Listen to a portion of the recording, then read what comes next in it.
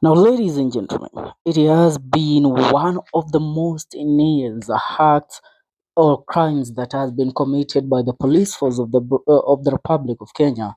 For the last few days, Kenyans have been protesting, and today it was humongous on how Kenyans stand up to demonstrate against the police murder of one Albert Ojwang. Now, as we speak this evening, the first arrest has been made by the police in connection to the murder of Albert Ojwang. Police Constable James Mukwana of the Central Police Station in Nairobi has been arrested in connection with the brutal murder of the 31-year-old teacher Albert Ojwang.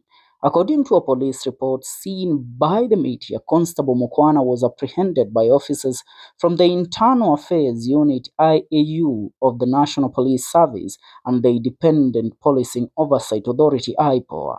Mkwana, who is said to be charged with murder, is detained at Capitol Hill Police Station this evening. And as the report reads, please be informed that PC James Mkwana of Central Police Station, Nairobi, was arrested today, 12 on June 2025 and placed in custody at Capitol Hill Police Station by officers from IAU and IPOA and is to be charged with the offense of murder contrary to Section 203 as read with Section 204 of the Penal Code following the death of one Albert Ojwang. Ojwang was arrested by the DCI officers in Omagh County over a controversial social media post and was transferred to Central Police Station in Nairobi. Hours later, he was taken to Bagadi Hospital where he was pronounced dead according to the medical report or the medical officer on duty that day. Albert Ojwang was brought into the facility at 2 a.m. A report from the hospital indicated that the late Ojwang's face was swollen with his body and lips marred by multiple bruises.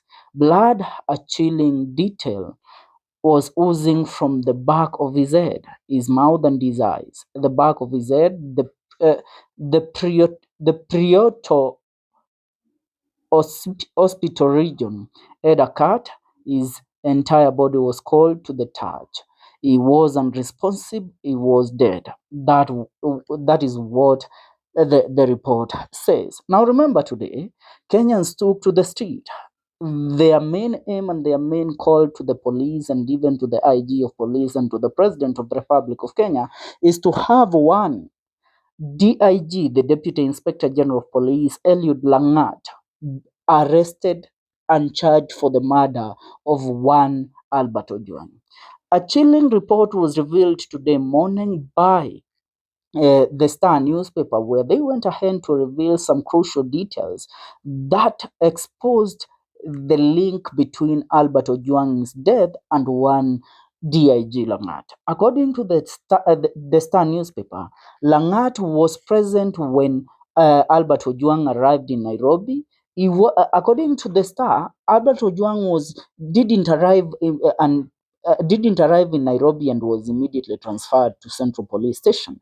What happened is the young man arrived in Nairobi and was taken for questioning by the DCI officers that were holding him to Mazingira House, which is the headquarters of the DCI, the Directorate of Criminal Investigation at Kiambu Road. And the other chilling report is that Albert Ojwang was tortured in Karura Forest, where DCI has its torture chambers. He was detained there, he was tortured, as one DIG Langat supervised the torturing of one Albert Ojwang until he saw that Ojwang was unresponsive. Now, that is when it is being claimed that Langat was transferred to where? To Central Police Station.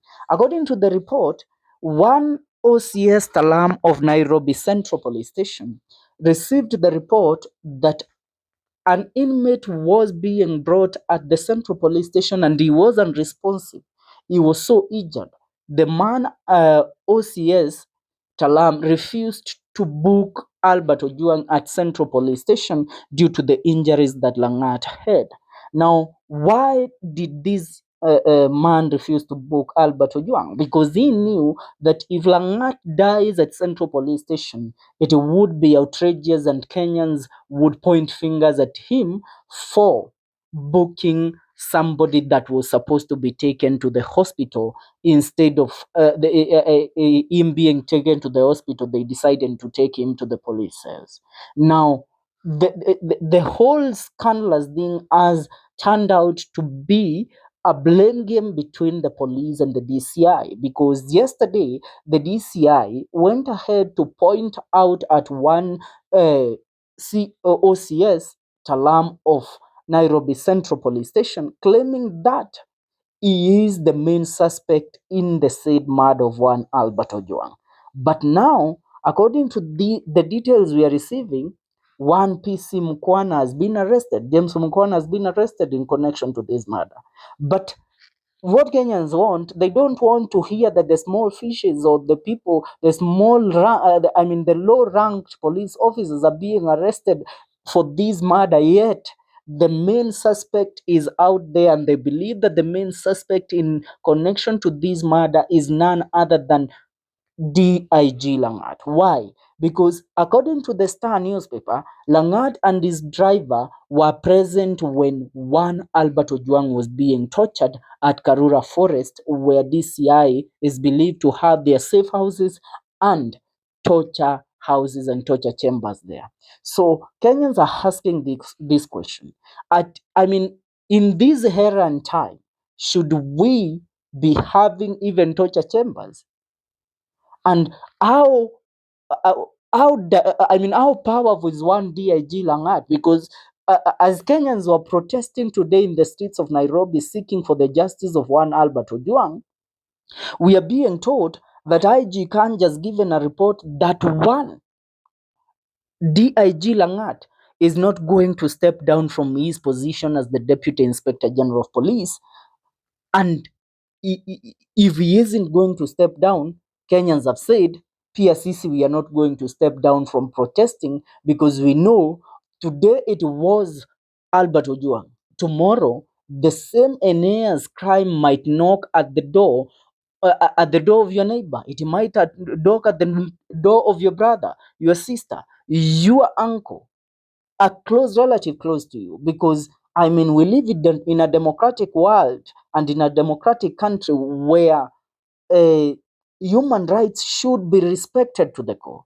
And having one Albert Ojwang die at the hands of police, that is the worst picture that can be portrayed about the Kenyan police. Another thing, the post that one Albert Ojwang posted is said to have linked Langat to a cabal of corruption scandals in the country. Apart from that, it is claimed that the social media handles and the social media pages of one Albert Ojwang were taken down. Now, the question that Kenyans are asking, who took down those social media pages which belonged to Albert Ojwang? If these people were not to cover anything, they should have exposed that. Apart from that, according to the investigation that are being done by IPOA, it has been revealed that the the CCTV footages of Central Police Station the night that Albert Ojwang died were cleared. The hard disks of the whole police station were cleared, and new hard disks were installed there, which means the incident of the murder of one Albert Ojwang cannot be traced, and even his presence at Central Police Station cannot be traced. So the question still remains: why? Why is all this happening? And today in the demonstrations, the said police unit that has been blamed for this murder was transversing the whole of Nairobi town today, proving beyond reasonable doubt that they are not going to step down even as Kenyans seek justice for this young man. Now, that is where we are, and we are continuing to cover this story. Please make sure you subscribe to our YouTube channel for more news and more updates.